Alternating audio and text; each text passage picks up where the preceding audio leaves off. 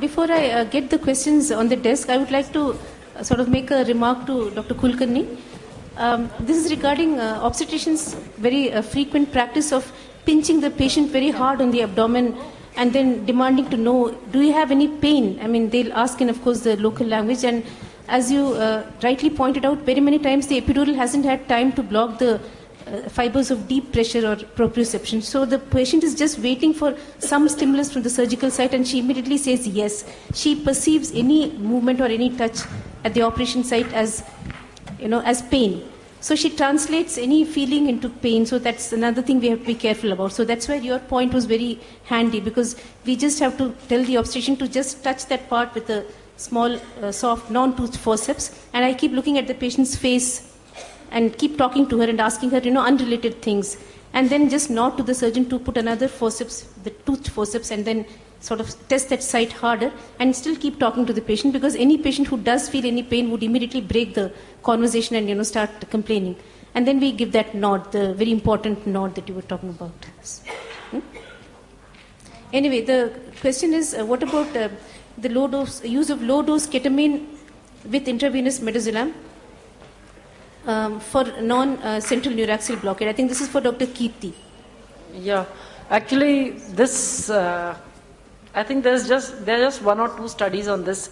Yes, I think I've missed this, but ketamine was earlier being used quite a lot. There were many studies on this, and it was mentioned in the textbooks also that you use very low dose ketamine for labor analgesia.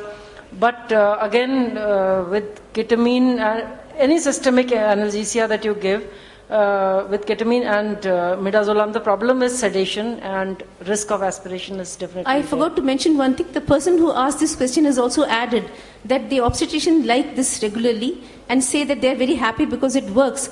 I think that's probably a kind of a dangerous yardstick. We do sort of, we are concerned about the obstetrician's satisfaction, but not to the extent that they start judging things as how they are working or not, especially when we are using agents like ketamine. I mean, that's just my take on that. Yes. This question is for Dr. Sandeep Kulkarni. Does epidural local anesthetics have ceiling effect?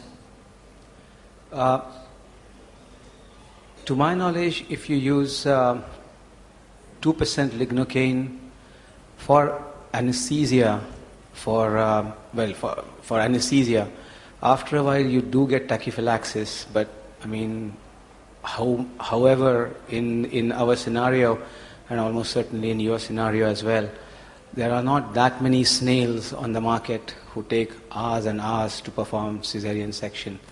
They are quite reasonable that way. So, well, within 2 hours, I really don't think that you are going to have tachyphylaxis.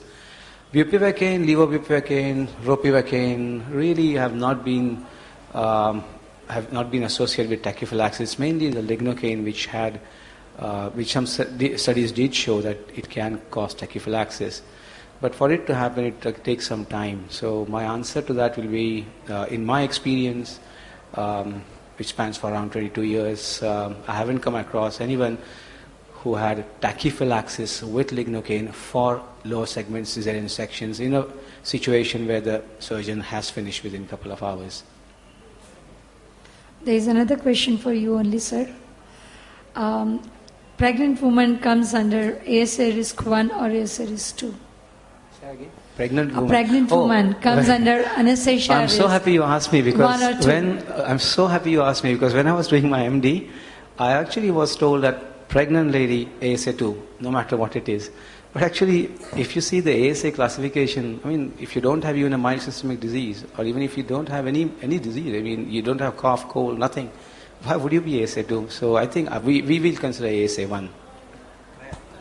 Can I give another perspective on that? First of all, this has been discussed at SOAP and the board of directors, the ASA, Obstetric Anesthesia Committee for years.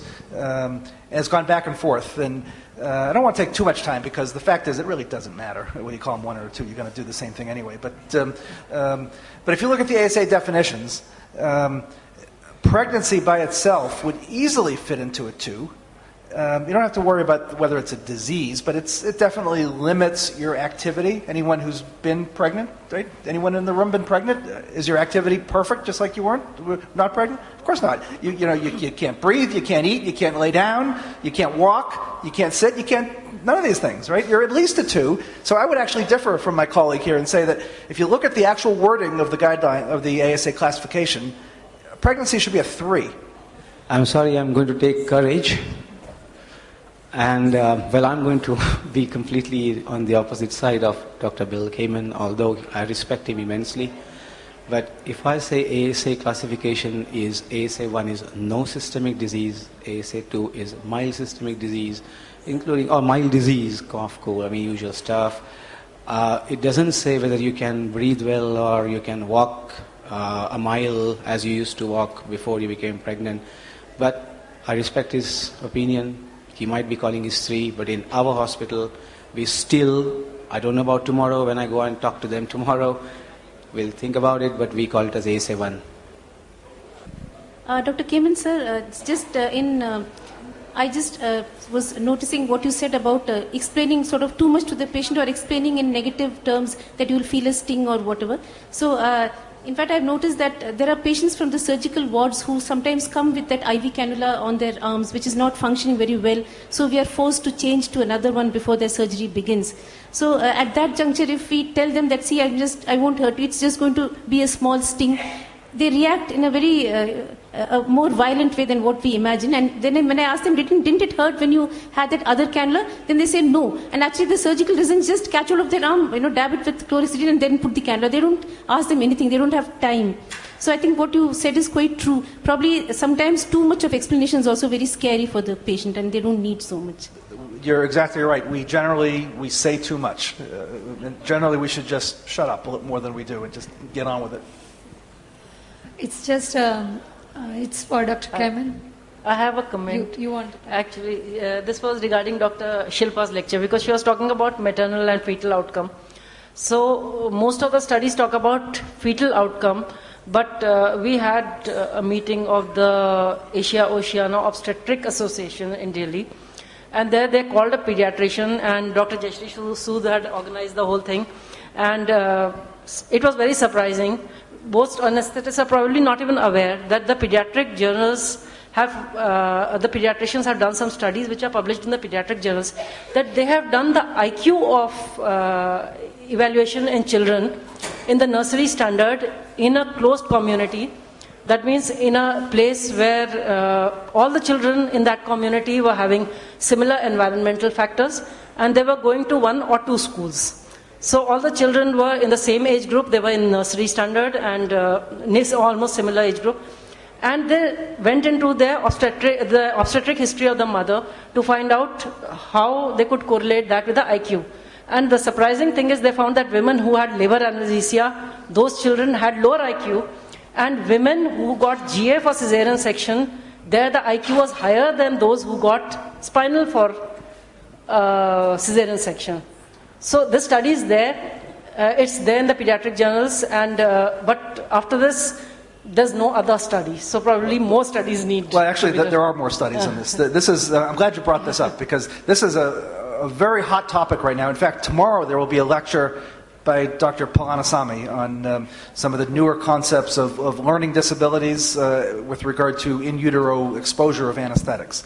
And that's a whole topic related to this that's emerging research. But the concept that was just mentioned about IQ or to extend that learning disabilities, if you look at, it was within the last year, I can't quote to the exact issue right now, but within the last 1 year in the journal Anesthesiology, there was a large database in Minnesota where they looked at multiple decades, actually about 15, 20 years worth of data, just as you mentioned, a closed community, a very homogeneous community without a lot of confounding outside influences, and looked at school-age children with regard to learning disabilities and related that back to the type of anesthetic that was used during labor.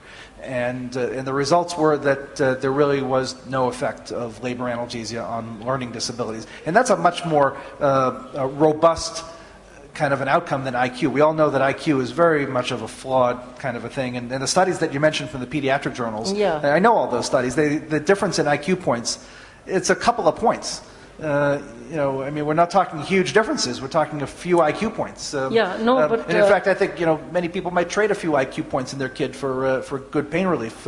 But I say that in jest. But the studies on learning disabilities are much more robust than the IQ studies, and they really showed no effect on learning disabilities. But your final conclusion is exactly correct. It's very much an open topic, especially with regard to the exposure to some of the inhalation agents and the early neurologic development and neurologic milestones. So we're going to hear a lot more about that in one of the lectures tomorrow morning. Sir, it's for Dr. Kamen. I just want to ask you, you really gave very good 10 golden tips for epidurals. Now, to my experience, when we teach to our resident doctors, when they are inserting the epidural catheter, many times they are forcing too much inside. I mean, they try to literally force it. And that's where the epidural catheter kinks. Now, should we add up to the list that if the catheter kinks once, then you should not be putting up the same catheter because it carries a high risk of breakage when you try to take it out or when you try to adjust the length of the catheter? I don't think so. Here's why. First of all, the incidence of catheter breakage is extremely low. So, I mean, most of us will go through our entire careers and never see a catheter break. I mean, some may have, but it's very rare. That doesn't happen very often. So first of all, statistically, you just can't say anything correlates with catheter breakage because it just happens so rarely. Now, another factor related to this pushing in of the catheter is, first of all, what's the optimal distance? I think studies have shown, as was mentioned, that the optimal distance is roughly about 5 centimeters to insert the catheter. The other thing that makes a difference is what type of catheter. So there's a whole variety of catheters on the market of varying degrees of stiffness. Some very stiff catheters and ranging up to some very soft, flexible catheters. We use a brand called Arrow, which is a very soft, flexible catheter. And the advantage of this is that you almost never get paresthesias or intravascular injections. So, and this is the trend within the United States. Most of us use the softer type catheters. And then just thread them in 5 centimeters and just don't push it any further than that. We emphasize that 5 centimeters is the optimal and just leave it there and don't go any further. I would like to just add to this. This is just last month that I had the same incident. I had given a combined spinal epidural for a TKR. And while putting the epidural catheter, it was kinked at one place. And so I removed it and put the same one again. Now, when the patient was in the recovery, I just could not inject anything. It was I just couldn't inject. There was a lot of resistance in the syringe. Then finally, I traced it. Where would the kink be? And the kink was actually inside, somewhere in the subcutaneous, inside, like maybe at the 6 centimeter or 7 centimeter. So I had to remove the entire catheter. And I have also taken a picture of it, which I don't have at the moment. It was an acute angulation there. And I think if you have a kink, because I think in US and Canada, they have those... it's different type of catheters they have. They have those, like we have flexometallic tubes, they have those wires. Dilated catheters? Yeah. Reinforced catheters, they have it. So they would never kink. But the catheters that we have in India, they don't, it's not of that quality. We have B. Brown and Romson and lots of other companies, they make it. Yeah, so it's all flexible. So I would suggest that if you have a kink, then it's better to put another catheter.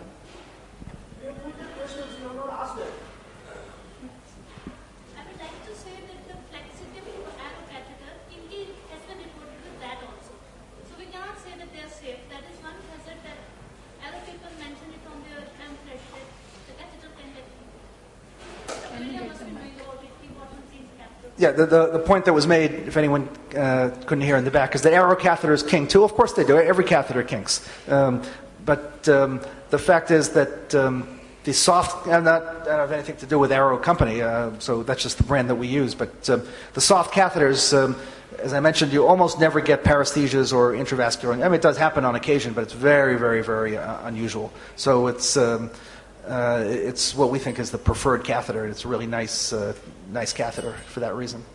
But sure, everything is going to kink on occasion. Okay, thank you very much, Dr. Kamen.